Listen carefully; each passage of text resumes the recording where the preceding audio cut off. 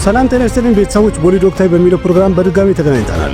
አኑራግ ባፑሪ ዳይሬክት የሚያደርገው ቀጣዩ የፕረባስ ፊልም የፊልሙ ርዕስ በቀጣይ አናውንስ እናደርጋለን ብለዋል። በእርግጥ ይሄ ፊልም ማለት ለረጅም ጊዜ ፎጂ በሚል ስም ሁላችንም ስናወራ ስንቀባበል የነበረው ነገር ነው። እንደዛም ሆኖ ፊልም ሜከሮች እስካሁን ድረስ ስለ ፊልሙ ርዕስ ምንም አልተናገሩም ነበር። ስለዚህ አሁን በቀጣይ ፈርስት ፖስተርና ታይትሉንም አናውንስ እንደሚያደርጉ ተናግረዋል። እስቲ የፕረባስ ቀጣይ ፊልሙ ርዕሱ እንደሚሆን ደግሞ አብረን ምን ይሆናል። ይህ ፊልም ማለት እንግዲህ ታሪኩ አንድ ዋር ድራማ ፊልም ሲሆን የፊልሙ ታሪክም ከነጻነት በፊት በድሮ ጊዜ የሚያጠነጥን ሲሆን በፊልሙ ላይም ፕረባስ ወታደር ሆኖ የሚጫወትበት ነው። በፊልሙ ላይ አብራውም ኢማን ኢስማኤል፣ ሚቱ ቸክረበርቲ፣ ጀያ ፐርጃ፣ አኑፐም ኬር እና ሌሎችም ትልልቅ ተዋናዮች የፊት ቦታውን ይዘው ይጫወቱበታል የተባለ ፊልም ነው። በእርግጥ ፊልሙ ትልቅ ነው፣ ምክንያቱም እንደተነገረው ከሆነ እስከ 400 ከሮር በጀት ወጥቶበታል ተብሏል። ይህ እንግዲህ በፕረባስ የሥራ ህይወት ውስጥ የመጀመሪያው ሂስቶሪካል የሆነ ዋር ድራማ ፊልም ነው። ስለዚህ እንግዲህ በፊልሙ ላይ ፕረባስ ወታደር ሆኖ የሶልጀር ሉኩ እንዴት ይሆናል የሚለው ደግሞ አብረን ይሆናል። በእርግጥ የፊልሙ ታሪክ ሂስቶሪካል ድራማ ነው ቢባልም የተወሰነ ግን ፊክሽናል ነገሮችም እንደተቀላቀለበት አንዳንድ መረጃዎች ያሳያሉ። ዲቫሊ በሚከበር ሰዓት ላይ ፊልም ሜከሮቹ አንድ ፖስተር ሼር አድርገዋል። ከፊልሙ ጋር የተያያዘ ከዲቫሊ በዓል ጋር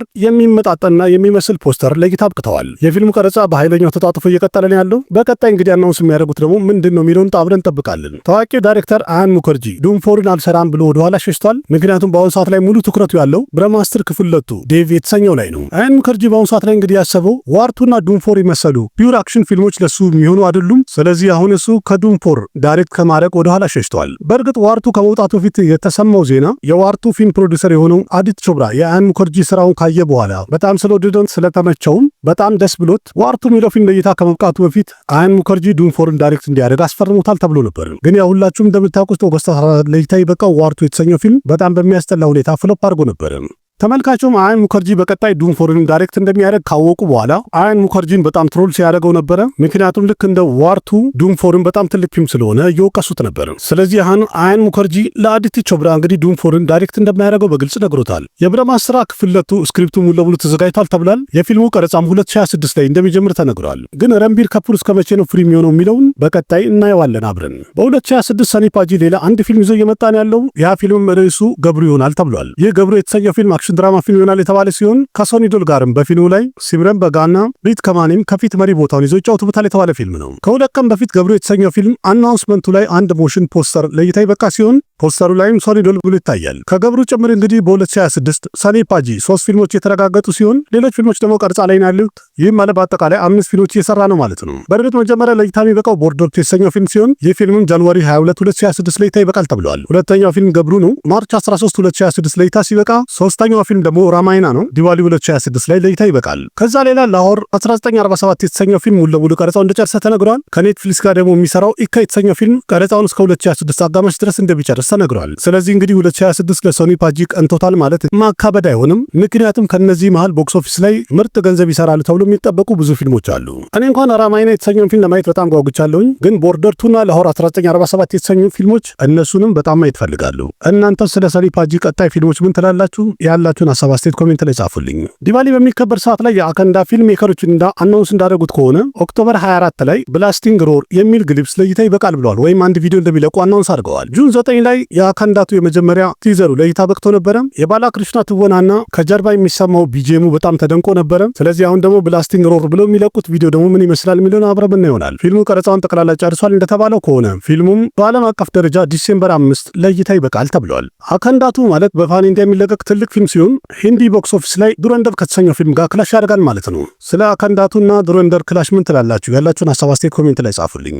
የዱርጋ ሰልማን ቀጣይ ፊልሙ ካንታ የተሰኘው ፊልም የሚለቀቅበት ቀን አናውንስ ተደርጓል። መጀመሪያ ይህ ካንታ የተባለው ፊልም ሴፕቴምበር 12 ለእይታ ይበቃል ብሎ ነበረ። በአንዳንድ ምክንያቶች ፊልሙ የሚለቀቅበት ቀን ተራዝሟል ተብሎ ነበረ። ስለዚህ አሁን አናውንስ እንዳደረጉት ከሆነ ኖቬምበር 14 ለሲኒማ እይታ ይበቃል በዓለም አቀፍ ደረጃ ብለዋል። በፊልሙ ላይ ዱርጋ ሰልማን ቸንደን ሆኖ የሚጫወት ሲሆን ሰንኪራ ታኒ ደግሞ አያን ሆኖ ይጫወታል ተብሏል። ይህም እንግዲህ በፓን ኢንዲያ የሚወጣ ፊልም ነው። ታሚል፣ ቴልጉ፣ መለያለም ከናርን ጨምሮ በሂንዲም ለእይታ ይበቃል ተብሏል። ስለ ቦክስ ኦፊስ መለስ ብለን ብናይ ድራገንና ላቭ ቱዴይ የተሰኙ ፊልሞችን ከሰራ በኋላ የፐርዲፕ ረንግናተን አዲሱ ፊልሙ ዲዩንም ቦክስ ኦፊስ ላይ ሱፐር ሂት መሆኑን አረጋግጧል። ዲዩድ ኦክቶበር 17 ነበር ለእይታ የበቃው። የመጀመሪያ ቀን ላይ 10 ከሮር ኦፕኒንግ አሳልፎ ሄዶ ነበረ። ቅዳሜና እሁድ ላይም ፊልሙ 10 ከሮርና ከዛ በላይ መሰብሰብ ችሎ ነበረ በእያንዳንዱ ቀን ማለት ነው። ይህም ማለት ዲዩድ የተሰኘው ፊልም የመጀመሪያ ዊኬንዱ ላይ በህንድ ውስጥ ብቻ 31 ከሮር የሰበሰበ ሲሆን በዓለም አቀፍ ደረጃ ደግሞ ከ66 ከሮር በላይ መሰብሰብ ችሏል። ተመልካቹ እርግጥ ይህን ፊልም በጣም ወዶታል።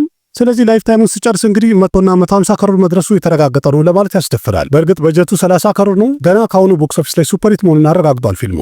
ዲቫኒ ላይ ለእይታ የበቁት ሁለቱም ፊልሞች ታማና ኢክ ዲዋኒ ኪ ዲዋኒየት የተሰኙ ፊልሞች ቦክስ ኦፊስ ላይ ምርጥ ገንዘብ መሰብሰብ ችለዋል። ካንታራ ቻፕተር 1ም አብሯቸው ቦክስ ኦፊስ ላይ ጥሩ እየሸቀለ ነው ያለው። ስለዚህ የሶስቱንም ሲዘርዘር አድርገን ነው። ታማ ማለት እንግዲህ የሆረር ኮሜዲ ዩኒቨርሱ አንድ ፊልም ሲሆን ኦፕኒንግ ዴይ ላይ 25 ከሮር በመሰብሰብ የጀመረ ሲሆን በሁለተኛው ቀን ላይም 19 ከሮር መሰብሰብ ችሏል። ማለትም ታማ በሁለት ቀኑ ብቻ ኢንዲያን ቦክስ ኦፊስ ላይ 44 ከሮር አካባቢ የሰበሰብ ሲሆን በዓለም አቀፍ ደረጃ ደግሞ 57 ከሮር ነው ከዛ በላይ መሰብሰብ ችሏል። ስለ ፊልሙ የሚሰማው ነገር ጥሩ ነው። በቀጣይ ደግሞ ቅዳሜና እሁድ ላይ ምን ያህል ይሰበስባል የሚለው አብረን ብናየው ይሆናል። बरसों से कैद एक बेचारा सर मेरी यहाँ फटी पड़ी है आप शायरी पेल रहे हो तेरी 1 मिनट में फट गई यहाँ बरसों से फट ኢክ ዲዋኒ ኪ ዲዋኒየት የተሰኘው ፊልም በሁለት ቀኑ ህንድ ቦክስ ኦፊስ ላይ 19 ከሮር የሰበሰበ ሲሆን በዓለም አቀፍ ደረጃ ደግሞ 24 ከሮርና ከዛ በላይ መሰብሰብ ችሏል። ኢክ ዲዋኒ ኪ ዲዋኒየት የተሰኘው ፊልም በጀቱ 45 ከሮር ነው የተባለ ሲሆን ከበጀቱ አኳያ ስናየው ይሄ ፊልም ቦክስ ኦፊስ ላይ ምርጥ ገንዘብ ሰብስቧል። ዲቫኒ ላይ ለእይታ የበቁት ሁለቱ ፊልሞች ተመልካቹ በጣም እንደወደዳቸው እያወራ ነው ያለው። እናንተስ ታማና ኢክ ዲዋኒ ኪ ዲዋኒየት የተሰኙ ፊልሞች የትኛውን አያችሁ? የትኛው ተመቻችሁ? ያላችሁን ሀሳብ አስተያየት ኮሜንት ላይ ጻፉልኝ።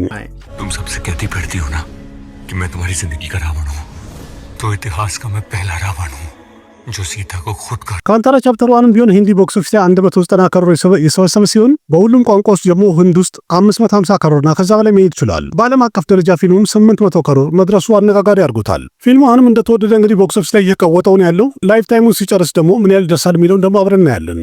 जो बच्ची हाथ पैर नहीं हिला पा रही थी वो राज सिंहासन पर बैठी है, यूं ही मौत को हरा कर नहीं। በጣም ሲጠበቅ የነበረው ሃኒ ራግባፑሪ ዳይሬክት ያደረገው የፕረባስ ቀጣይ ፊልሙ ከነ ፖስተሩ ርዕሱንም ይፋ አድርገዋል። ፖስተሩ ላይ እንግዲህ ያ ፎጂ ወይም ፕረባስና የሚቃጠል የእንግሊዝ ባንዲራ ታይቶበታል። በእርግጥ ቀደም ብሎ የፕረባስ ይህ ቀጣይ ፊልሙ ርዕሱ ፎጂ ይሆናል ተብሎ ነበረ። ስለዚህ በቀደም የፕረባስ ልደት በተከበረ ሰዓት ላይ ርዕሱ ፎጂ እንደሚሆንና ፈርስት ሉክ ፖስተሩንም በዛው አብሮ አሳይተውናል። ከታችም እንግዲህ የፊልሙን ዴድላይን ብለው የጻፉት ኤ ባታሊየን ሁ ፋይት አሎን ማለትም ብቻውን የታገለ ሻለቃ ማለት ነው። በዚህ ሻለቃ ውስጥ እንግዲህ ፕረባስ ምን አይነት ሮል ነው ያለው እናም እንዴት አድርጎ ነው ወደ ሚሽን የተቀላቀለው? እነዚህና ሌላ ጥያቄዎች እንግዲህ ቲዘርና ትሬለሩን ስናይ የምናውቀው ማለት ነው። በእርግጥ ተለቅ ያለ ፊልም ነው። በፊልሙ ላይም አንድ ዋር ድራማ ታሪክ እንደሚያሳይም ተናግረዋል። የፊልሙ ቀረጻ አሁንም እንደቀጠለ የተነገረን ያለው ግን የሚወጣበት ቀን እስካሁን አናውንስ አላደረጉም። የፕረባስ ቀጣይ ፊልሙ ደረጃ ሳቢ የተሰኘው ጃንዋሪ 9 2026 ላይ ይበቃል ተብሏል። ስለዚህ እንግዲህ ፎጂ የተሰኘው ፊልም እስከ 2026 አጋማሽ ወይም ደግሞ እስከ 2026 መጨረሻ እናየዋለን ማለት ነው። በቀጣይ እንግዲህ የፎጂ ፊልም ኦፊሻል የሚለቀቅበት ቀን አናውንስ ከሚያደርጉ እንጠብቃለን ማለት ነው። በደርማ ፕሮዳክሽን የሚሰራው ቀጣይ ተለቅ ያለ አክሽን ድራማ ፊልም ላይ ከታይገር ሽሮፍ ጋር ለክሽመን አድቫኒና ጃንቪ ከፑር እንደፈረሙ ተነግረዋል። በእርግጥ ቀደም ብሎ ሲነገር ነበረ ታይገር ሽሮፍ ከከረን ጆሃር ጋር ትልቅ አክሽን ድራማ ፊልም ለመስራት እያቀዱ ነው ተብሎ ነበር። ስለዚህ አሁን ላይ እንግዲህ ፊልሙ እንደሚሰራ አረጋግጠውልናል። የፊልሙን ኦፊሻል አናውንስመንት በቀጣይ ጥቂት ቀናት ውስጥ እንሰማለን ማለት ነው። የፊልሙ ታሪክም እንግዲህ አንድ የቀላቀለ አክሽን ድራማ ፊልም ይሆናል የተባለ ሲሆን በፊልሙ ላይም ታይገር ሽሮፍ እና ለክሽመን አድቫኒ ፊት ለፊት ይጋፈጣሉ ማለት ነው። ለክሽመን አድቫኒ በአሁኑ ሰዓት ላይ ዝነኛ እየሆነ ያለው ምክንያቱም ከኪል ፊልም በኋላ ባድስ ኦፍ ቦሊውድ በተሰኘው ፊልም የተመልካቹን ልብ ማሸነፍ ችሏል። ታይገር ሽሮፍ እንኳን በላይ ፊልሞቹ ፍሎፕ ሆነዋል። በቀጣይ ከደርማ ፕሮዳክሽን ጋር የሚሰራው አክሽን ፊልም እንዴት ይሆናል የሚሉ ደግሞ አብረን ይሆናል። ሌላኛው መረጃ ደግሞ ሸክት ሻሊኒ የተሰኘው ፊልም ቀረጻውን ጃንዋሪ 2026 ይጀምራል የተባለ ሲሆን በፊልሙ ላይ መሪ ተዋናዩ አኒት በዳ ትሆናለች ተብሏል። መጀመሪያ ሸክት ሻሊኒ የተሰኘው ፊልም ላይ ኪያራ አድቫኒ ፈርማ ነበረ እና በዚህ ዓመት ዲሴምበር ላይ ፊልሙ ለእይታ ይበቃል ተብሎ ነበረ። ግን በአንዳንድ ምክንያቶች መጨረሻ ላይ ኪያራ አድቫኒን ከፊልሙ አስወጥተዋታል። የቤሪያና ስትሪቱ ዳይሬክተር የሆነው አመር ኮሽ እንዳለው ከሆነ እኛ የአኒት በዳ ሰያራ የተሰኘውን ፊልም ካየን በኋላ የተረዳነው ሸክት ሻሊኒ ለሚለው ፊልማችን እሷ ምርጥ ትሆናለች ብለን ስላሰብን አስፈርመናታል ብለዋል። ስለዚህ ሸክት ሻሊኒ የተሰኘው ፊልም ላይ መሪ ተዋናዩ አኒት በዳ ትሆናለች። የፊልሙ ቀረጻም ደግሞ ጃንዋሪ 2026 ይጀምራል ማለት ነው። ፊልሙ ማን ዳይሬክት ያደርገዋል የሚለው እንኳን እስካሁን አፕዴት አልወጣለትም። በቀጣይ እንግዲህ ሸክት ሻሊኒን ማን ዳይሬክት ያደርገዋል የሚለው ደግሞ አብረን ይሆናል። የከፒል ሸርማ ቀጣይ ፊልሙ ኪስ ኮፒ አርከሩ ክፍል 2 የሚለቀቅበት ቀን አናውንስ ተደርጓል። ኪስ ኮፒ አርከሩ የተሰኘው ፊልም በ2015 ነበር የመጀመሪያ ክፍል ለእይታ የበቃው። ተመልካቹን በጣም ወዶት ነበር ያየው። ፊልሙ ቦክስ ኦፊስ ላይ ሱፐር ሂት ሆኖ ነበር ያለፈው። ሁለተኛው ክፍል እንደሚሰራም በእርግጥ ቀደም ብሎ ነው ሲነገር የነበረው። በፊልሙ ላይም ከከፒል ሸርማ ጋር ሂራ ቭሬና፣ ትሪፓ ቾትሪ፣ ሃሪ ጉላቲና አይሻ ካን መሪ ተዋናይ ይሆናሉ ተብሏል። ግን የመጀመሪያውን ፊልም አባስ ምስታን ነበር ዳይሬክት ያደረጉት። ክፍል 2ቱን ግን አኑከል ገስዋሚ ዳይሬክት ያደርገዋል ተብሏል። የፊልሙ ቀረጻ አሁንም እንደቀጠለ ነው ያለው። ፊልሙም ዲሴምበር 12 ለሲኒማ እይታ ይበቃል ተብሏል። የሞህንላል 365ኛ ፊልሙ ኮንፈርም ተደርጓል። ፊልሙንም ኦስቲን ዲን ቶማስ ዳይሬክት ያደርገዋል ተብሏል። አሁን እንደተባለ ከሆነ እንግዲህ የፊልሙ ይዘት አንድ ክራይም ትሪለር ይሆናል የተባለ ሲሆን በፊልሙ ላይም ሞህንላል ፖሊስ ኦፊሰር ሆኖ ይጫወቱበታል የተባለ ፊልም ነው። ቢሆንም ግን ይሄ ፊልም ለመሰራት ትንሽ ጊዜ ይቆያል። ምክንያቱም ሞህንላል በአሁኑ ሰዓት ላይ ድርሸም 3ና ፓትሪዮት የተሰኙ ፊልሞች እጁ ላይ ናቸው ያሉት። ድርሸም 3ና ፓትሪዮት 2026 ለእይታ የሚበቁት። ስለዚህ በቀጣይ እንግዲህ የሞህንላል 365ኛ ፊልሙ እስከ መቼ ለእይታ ይበቃል የሚለውን አብረን ምን ይሆናል። የፐቨን ከሊያን ኦጂ የተሰኘው ፊልም በጥራት ወጥቷል። በሁሉም ቋንቋዎች በሂንዲም ጭምር ኔትፍሊክስ ላይ ለቀውታል። ኦጂ የተሰኘው ፊልም ሴፕቴምበር 25 ነበር ለሲኒማ እይታ ይበቃው። እንደሚታወቀው የፊልሙ በጀት 250 ከሮር አካባቢ ነበረ እና ፊልሙም ሲወርድ በዓለም አቀፍ ደረጃ 300 ከሮር አካባቢ መሰብሰብ ችሏል። በእርግጥ ኦጂ ቀደም ብሎ የነበረው ሃይፕ በጣም ከፍተኛ ከፍተኛ ነበረ። እዛ አኳያ ሲታይ ትንሽ ገንዘብ ነው የሰበሰበው፣ ግን በመጨረሻ እንደምንም ቦክስ ኦፊስ ላይ ሂት ሆኖ የወረደ ፊልም ሆን ችሏል። ይህን ፊልም እናንተ እንግዲህ ስክሪኑን ካላያችሁት አሁን በጥራት ማየት ትችላላችሁ ማለት ነው። ቦታውንም ታውቁታላችሁ። በ2025 ብሎክባስተር የሆነው የጉጃት ፊልም የሆነው ቫሽ ሌቭል 2 አሁን በጥራት ወጥቷል። በ2023 ለእይታ የበቃው በጉጃት ቋንቋ ቫሽ የተሰኘውን ፊልም ታውቁት ይሆናል። ምክንያቱም የአጀይ ደቭጋን ሸይጣን የተሰኘው ፊልም የዚህ ፊልም ሪሜክ ነበረ። ቫሽ የተሰኘው የመጀመሪያ ክፍል ቦክስ ኦፊስ ላይ በእርግጥ ጥሩ ገንዘብ አልሰበሰበም ነበር፣ ግን የፊልሙ ታሪክ በጣም መነጋገሪያ ስለነበረ በመጨረሻም ሸይጣን የተሰኘው ፊልም በሂንዲ ሪሜክ የተደረገው ከዚህ ፊልም ነበረ። ቫሽ ሌቭል 2 ማለት እንግዲህ የመጀመሪያው ክፍል ቀጣይ ሁለተኛ ክፍል ሲሆን የዚህ ፊልም ታሪክም ከመጀመሪያው ክፍል ጋር የተያያዘ እንደሆነ ተነግሯል። ሸይጣን የሚለው ፊልም እንግዲህ ሁለተኛው ክፍሉ እንደሚቆይ ተነግሯል። ገና አልተሰራም። ግን ቫሽ የተሰኘው ሁለተኛው ክፍል ለእይታ ስለበቃ ሸይጣን የሚለው ፊልም ላይ ከተፈጠረው ክስተት በኋላ የተፈጠረው ምን ነበር የሚለው ወይም ምን ተፈጥሯል የሚለውን በዝርዝር በዚህኛው ፊልም ያሳዩናል ማለት ነው። ስለዚህ ፊልሙ እንግዲህ ደረጃው ከፍ ስላለ አሁን ኔትፍሊክስ ላይ በሂንዲም ጭምር ለቀውታል። ስለዚህ የዚህ ሁለተኛውን ክፍል እና አጀይ ይሰሩታል አይሰሩትም የሚለው እንግዲህ አጠራጣሪ ነው። እናንተ ሳይታችሁታል እንዴ?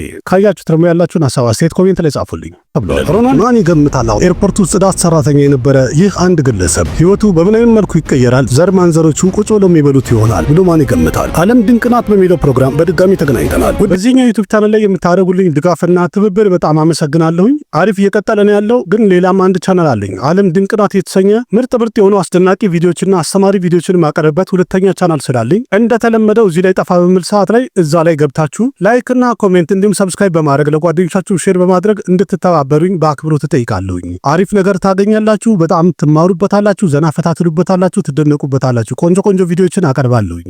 እዛ ላይም ድጋፍ እንድታደርጉልኝ ጥሪ ያቀርባለሁ። አመሰግናለሁ። ይህን ይመስላል። ከመቻችሁ አሪፍ ነው። ያላችሁን ሐሳብ አስተያየት ኮሜንት ላይ አስቀምጡ። ቪዲዮ ላይክ አድርጉ፣ ለጓደኞቻችሁ ሼር አድርጉ። ለቤቱ አዲስ ሆናችሁ እንደዚህ ከህንድ ሲኒማ ጋር የተያዙ በጣም ብዙ መረጃዎችን ወሬዎችን እንቀባበላለን። ቤተሰብ ሁኑ። አቅራቢያችሁ ቃሲም መካ ነበርኩ። በሌላ ቪዲዮ በድጋሚ እስከምንገናኝ ደህና ሁኑ። ባይ። እኔ አማርኛ መናገሪያ ይግረማችሁ። ይልቅ ይህን ቻናል ሰብስክራይብ ብታደርጉ የበለጠ አዳዲስና ምርጥ ስለምታገኙ ቻናሉን ሰብስክራይብ በማድረግ ቤተሰብ እንድትሆኑ በአክብሮት እንጠይቃለን። ना जाने कैसा एहसास है, बुझती नहीं है क्या प्यास है, क्या नशा इस प्यार का मुझ पे सनम छाने लगा। कोई न जाने क्यों चैन होता है, क्या करूँ कुछ होता है, क्या करूँ हाय कुछ होता है।